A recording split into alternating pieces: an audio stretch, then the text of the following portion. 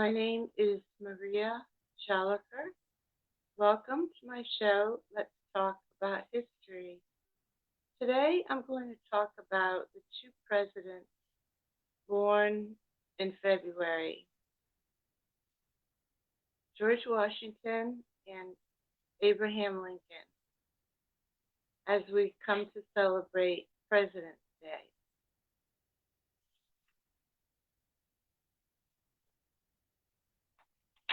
Happy President's Day. George, George Washington and Abraham Lincoln.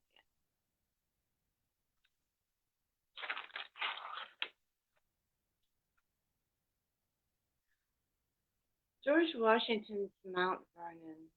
George Washington, first American president, commander of the Continental Army, president of the Constitutional Convention, and farmer. Through these roles, Washington exemplified character and leadership. Childhood and education. George Washington was born at his family's plantation on Pope's Creek in Westmoreland County, Virginia, on February 12, 1732, to Augustine and Mary Ball, Washington. George's father was a leading planter in the area and served as the justice of the county court.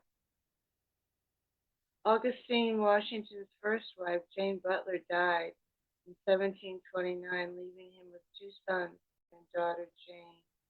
George was the eldest of Augustine and Mary's six children: George, Elizabeth, Samuel, John Augustine, Charles, and Mildred. Ferry Farm. Around 1734, the family moved up the Potomac River to another Washington property, Little Huntington Creek Plantation, later renamed Mount Vernon. In 1738, they moved again to Ferry Farm, a plantation on the Rappahannock River near Fredericksburg, Virginia, where George much of his youth. Little is known of George Washington's childhood. It remains the most poorly known part of his life. When he was 11 years old, his father, Augustine, died, leaving most of the property to George's adult half-brothers. The income from what remained was just sufficient to maintain Mary Washington and her children. As the oldest of Mary's children, George undoubtedly helped his mother manage the Rappahannock River plantation where they lived. There, he learned the importance of hard work and efficiency. Unlike many of his emperors, Washington at college received education. His two older half-brothers, Lawrence and Augustine, attended Appleby Grammar School in England. However, after the death of their father, the family limited funds for education, private tutors, and possibly a school in Fredericksburg, provided George and his siblings with the only formal instruction he would receive. In addition to reading, writing, and basic legal forms, George studied geometry and trigonometry in preparation for his career as a surveyor, in manners which would shape his character and conduct him for the rest of his life. Before the age of 16, George Washington copied out the 110 rules and the rules of civility and decent behavior. This exercise, now regarded as a formative influence in the development of his character, included guidelines for behavior and general courtesy.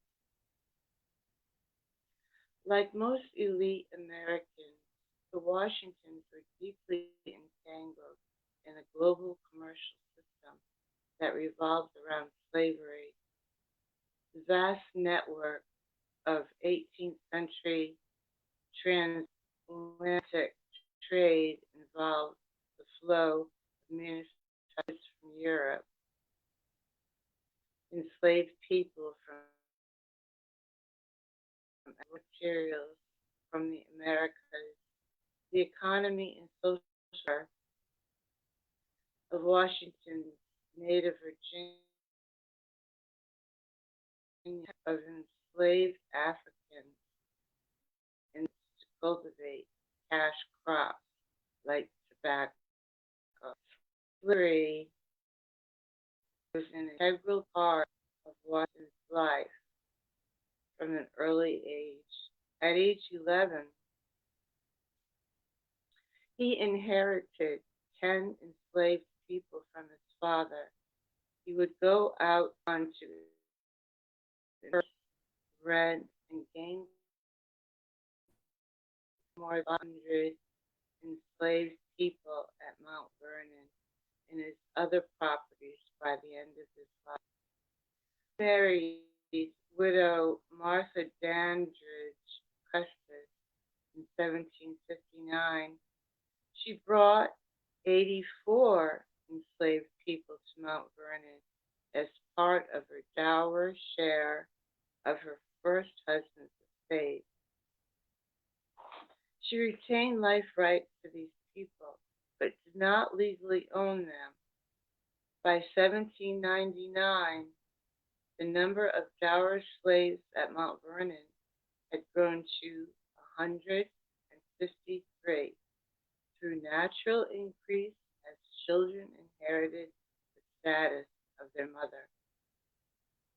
Washington's views on slavery changed over time. Economic and moral concerns led him to question slavery after the Revolutionary War, though he never lobbied publicly for abolition. Unable to extricate himself from slavery during his lifetime, Washington chose to free the 123 enslaved people he owned outright in his will.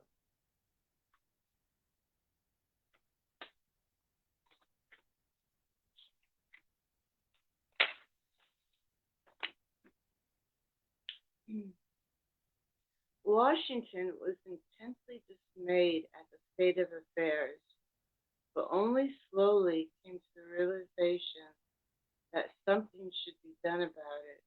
Perhaps he wasn't sure the time was right, so soon after the revolution, to be making major adjustments to the democratic experiment.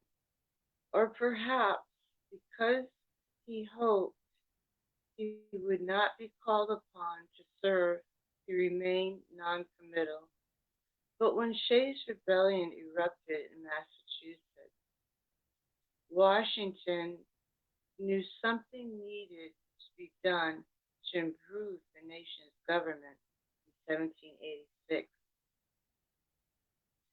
Congress approved a convention to be held in Philadelphia to amend the Articles of Confederation. At the Constitutional Convention, Washington was unanimously chosen as president. Washington, James Madison, and Alexander Hamilton had come to the conclusion that it wasn't amendments that were needed, but a new constitution that would give the national government more authority. In the end, the convention produced a plan for government that not only would address the country's current problems, but would endure through time. After the convention adjourned, Washington's reputation and support for the new government was indispensable to the ratification of the new U.S. Constitution. The opposition stride, if not organized, with many of America's leading political figures, including Patrick Henry and Sam Adams, condemning the proposed government as a grab for power.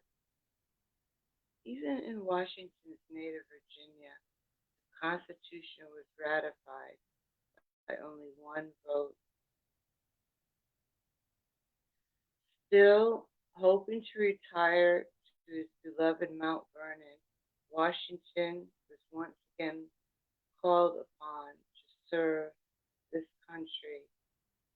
During the presidential election of 1789, he received a vote from every elector to the Electoral College, the only president in American history to be elected by unanimous approval. He took the oath of office at Federal Hall in New York City, the capital of the United States at that time. As the first president, Washington was astutely aware that his presidency would set a precedent for all that would follow.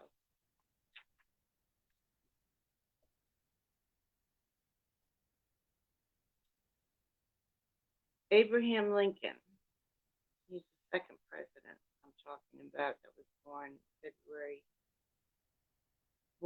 February 12, 1809, Hardin County, Kentucky, religion, liberal, occupation, lawyer. He was president from 1861 to 1865. As a result of the prominence his name had received in the Middle West following the senatorial debates with Douglas in 1858, Lincoln was invited by a young men's club in New York to deliver one of a series of Lyceum lectures at Plymouth Church in Brooklyn, whose pastor was Henry Ward Beecher. He accepted and advised them that his fee would be $300, inasmuch as he would have depleted their treasury. They offered him $200. Lincoln accepted, but requested that he be allowed to give a political talk. The club agreed, changed location to Cooper Institute, and established an admission charge. Lincoln recognized that such an address was essential to his candidacy for president, as it would provide the means for the people in the East to see and to hear an exposition of his views. He also had another reason for wanting to come east. His son Robert had gone east in the fall in 1859, hoping to enter Harvard. He flunked 15 of 16 entrance examinations, so it was decided to enroll him in the Phillips Academy at Exeter, New Hampshire, for a year to prepare for Harvard. The parents were not wholly reassured that Robert would not fail a second time, and hence it was thought advisable that the father find out firsthand what progress the son was making. Lincoln worked diligently on his speech, bought a new suit of black clothes, and he left Springfield for New York on Thursday, February 23rd, arriving on Saturday, February 25th. He went to hear Beecher preach on Sunday, had his picture taken by Matthew Brady during the day, Monday, and went to the Cooper Institute by streetcar at 8 o'clock that evening.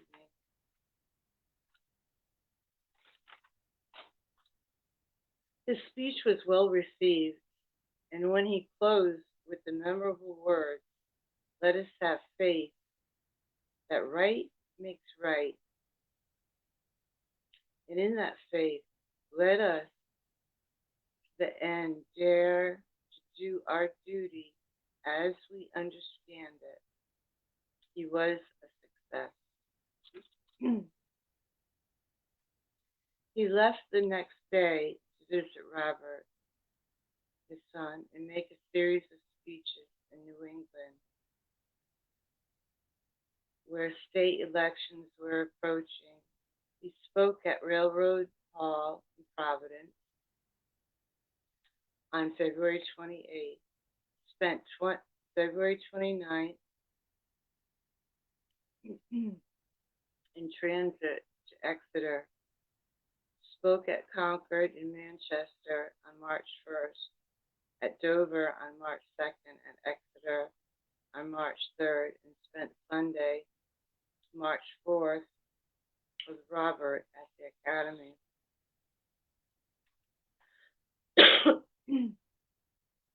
The addition of 2 speeches to his original schedule to try to help the New Hampshire brethren caused some anxious moments in Hartford. He had agreed to speak here on Friday, March 2nd, and his appearance had been so advertised. It was not until Friday morning that he wired the Hartford Republican that he would be unable to speak that night, but would definitely speak on Monday night, March 5th. The Hartford Evening newspaper carried notice of the postponement, but several hundred people trooped to the city hall that night, unaware of the last-minute change of plans. Lincoln arrived in Hartford by train on the afternoon of Monday, March 5th. He was a guest at Mayor Allen's house on Trumbull Street. Later, as he walked up Asylum Street, he stopped at the bookstore of Brown and Gross, located on the northwest corner of Main and Asylum Street, where he met and conversed with Gideon Wells, then an editorial writer for the Hartford Evening Press, located at 66th Street. Tradition has it that the future President Lincoln and his future Secretary of the Navy, Wells, sat conversing on a bench near the front door in the store placed there by the properties of a convenience for passengers, waiting for the horse cars that operated on Main Street. At the appointed time, Lincoln arrived at City Hall, then located on Market between Temple and Kingsley Street. An overflowing crowd greeted him with considerable curiosity and moderate enthusiasm. Lincoln had written his wife the day before from Exeter that he was having difficulty making so many speeches. Before reading audiences who had already seen all my ideas in print, he spoke for over 2 hours from notes he had made on a small sheet of paper of the conviction that which he spoke current the next morning. Said there could not have been even a 10-year-old boy in that crowd at City Hall who did not leave the room satisfied that Mr. Lincoln was right and had argued his point man fashion. The Evening Press said, with an effective speaker, because he is earnest, strong, honest, simple in style, and clear as crystal in his logic. Both newspapers reported the speech in full. The versions differ slightly due to the difficulties of reporting in a crowded hall without a prepared text. The current subhead is the report of the speech with the danger of indifference. The evening press with popular sovereignty or the don't care policy exposed. Probably the loudest applause followed this passage. Now, what is the difficulty with the slavery question? 1/6 of the population of the United States is slaves, one man in every six, one woman of every six, one child of every six is a slave. Those who own them look upon them as property and nothing else. The cash value of these slaves, as a moderate estimate, is $2 million. Is that 2 million or 2 billion? Oh, $2 million. The amount of property value has a vast influence on the minds of its owners, very naturally. The same amount of property would have an equal influence upon us owned in the North. On the other hand, the free states carry on their government of the principle of equality of men. We think slavery is morally wrong and a direct violation of that principle. We all think it is wrong.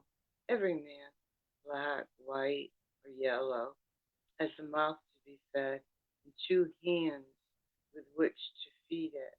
And that bread should be allowed to go to the mouth without controversy.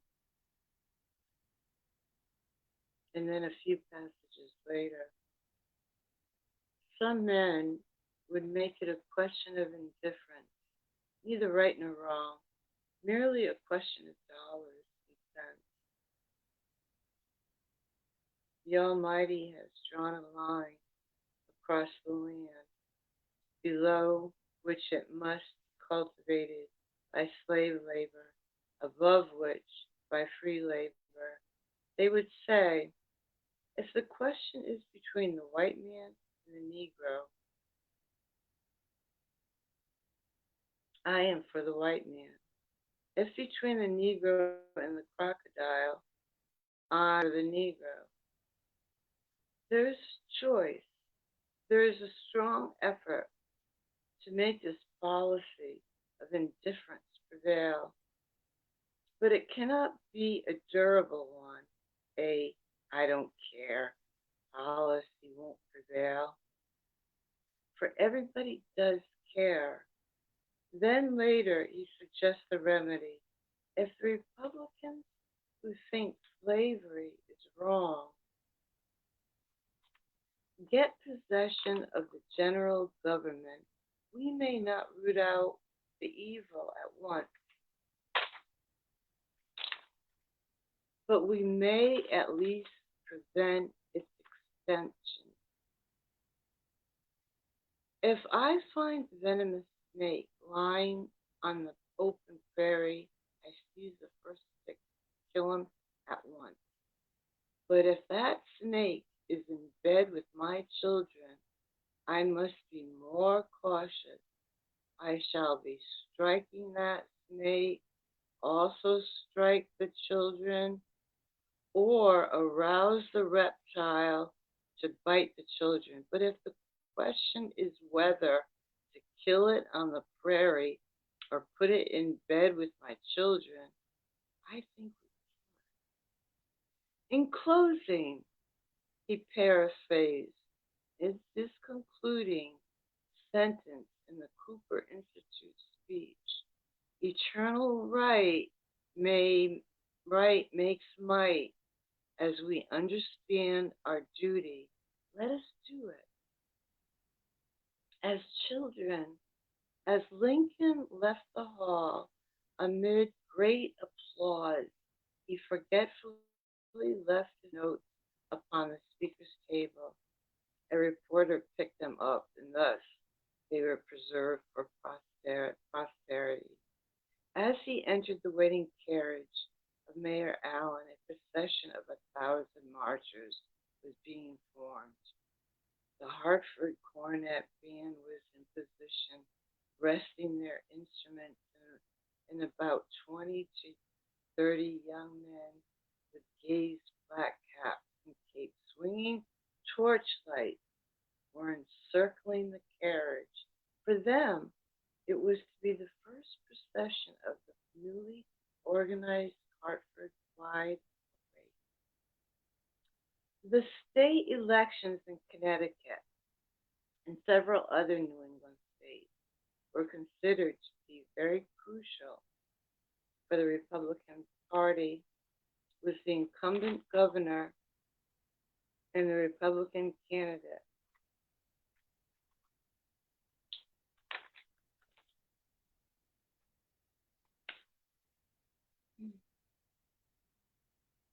I do not order and declare that all persons held as slaves are and henceforward shall be free. Lincoln issued them in.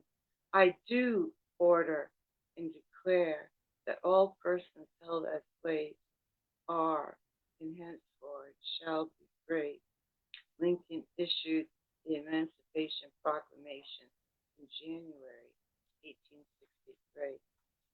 Lincoln was elected for a second term with the campaign cry, "Don't swap horses."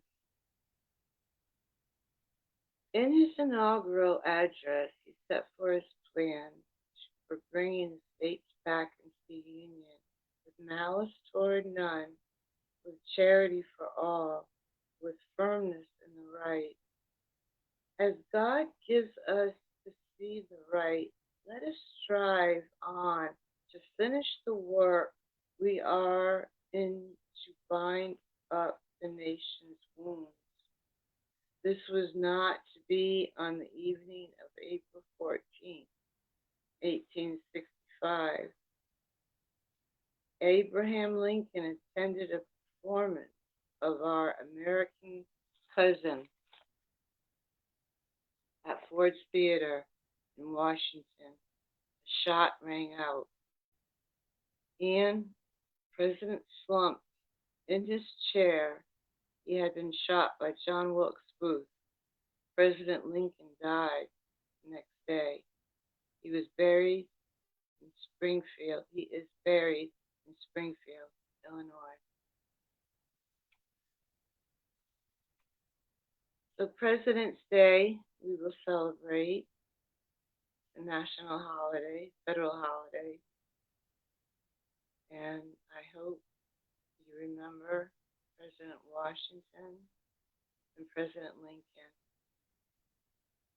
Thank you for watching, and I hope you enjoy my show.